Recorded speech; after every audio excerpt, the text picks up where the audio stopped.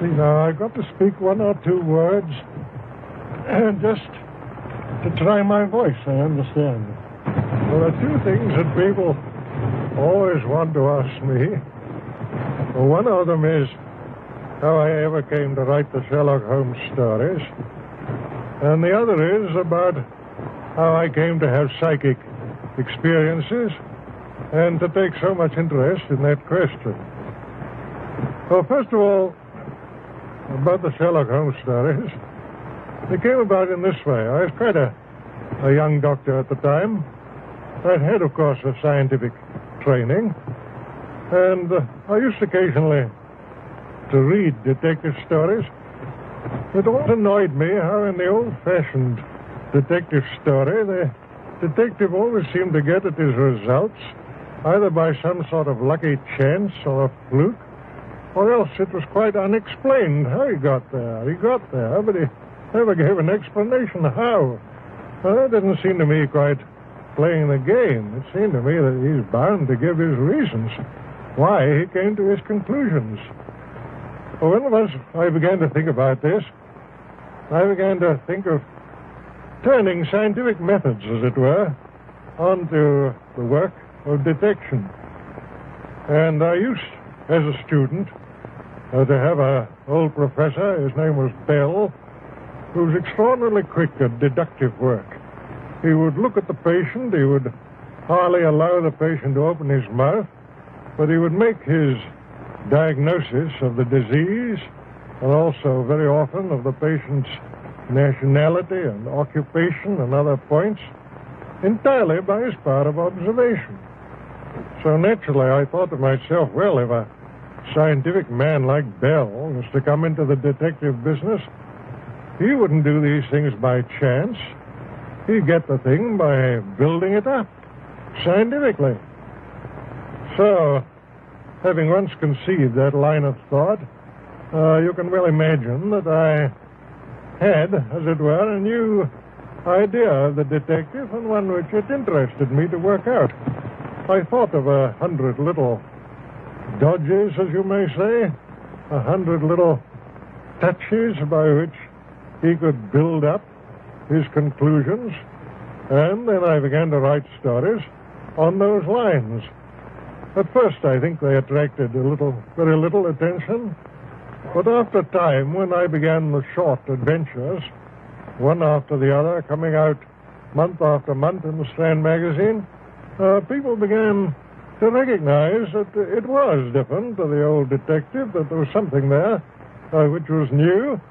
They began to buy the magazine, and it prospered, and so I may say did I. We both came along together, and from that time, Sherlock Holmes fairly took root. I've written a good deal more about him than I ever intended to do, but my hand has been rather forced by kind friends who continually wanted to know more, and so it is that this monstrous growth has come out of what was really a comparatively small seed. Now, the curious thing is how many people there are in the world who are perfectly convinced that he is a living human being. I get letters addressed to him, and I get letters asking for his autograph, get letters addressed to his rather stupid friend, Watson. I've even had ladies writing to say that they'd be very glad to act as his housekeeper. One of them, when she heard that he had turned to the occupation of keeping bees, wrote saying that she was an expert at segregating the queen, whatever that may mean, and that she was evidently predestined to be the housekeeper of Sherlock Holmes. I don't know if there's anything more I could say with advantage about him. But on the other point, which is to me, of course, a very much more serious one, on the question of my taking up this psychic matter, curiously enough, my first experiences in that direction were just about the time when Sherlock Holmes was being built up in my mind. That would be about the year 1886 and 1887. So nobody can say that I formed my opinions on psychic matters very hastily. It's just 41 years now since I wrote a signed article upon the subject, which appeared in a magazine called Light, so that I put myself on record. During these 41 years, I've never lost any opportunity of reading, of studying, and of experimenting on this matter. People ask me, will I write any more Sherlock Holmes stories? I certainly don't think it's at all probable. But as I grow older, the psychic subject always grows in intensity, and one becomes more earnest upon it, and I should think that my few remaining years will probably be devoted much more in that direction than in the direction of literature. Nonetheless, of course, I haven't abandoned writing. One has to earn one's living, but my principal thoughts are that I should extend, if I can, that knowledge which I have on psychic matters and spread it as far as I can to those who have been less fortunate. But don't for one moment suppose that I'm taking it upon myself to say that I am the inventor of spiritualism, or that I'm even the principal exponent of it. There are many great mediums, many great psychical researchers, investigators of all sorts. All that I can do is to be a gramophone on the subject, to go about, to meet people face to face, to try and make them understand that this thing is not the foolish thing which is so often represented, but that it really is a great philosophy, and, as I think, the basis of all religious improvement in the future of the human race.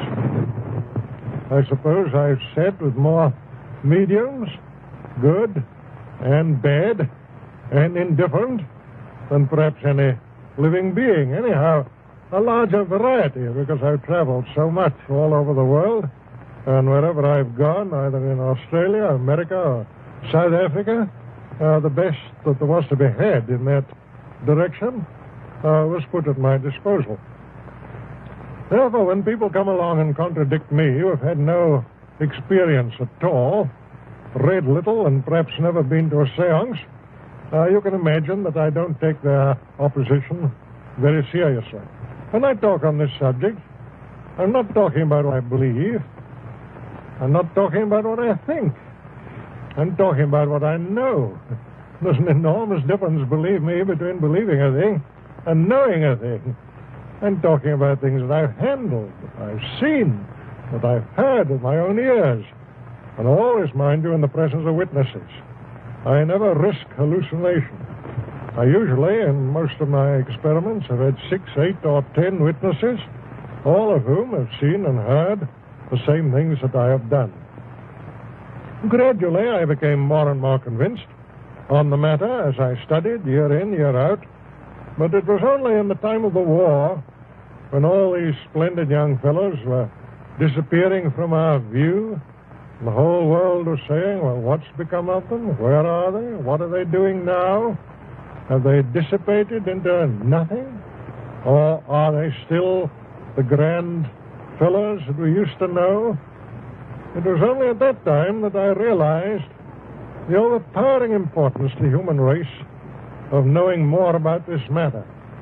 Then it was that I flung myself more earnestly into it, and that I felt the highest purpose that I could possibly devote the remainder of my life to was trying to bring across to other people something of that knowledge and assurance which I had acquired myself. Certainly the results have justified me. I'm quite sure I could fill a room of my house with the letters that I've received from people telling me of the consolation which my writings on this subject and my lectures on this subject have given to them. How they have once more heard the sound of a vanished voice and felt the touch of the vanished hand.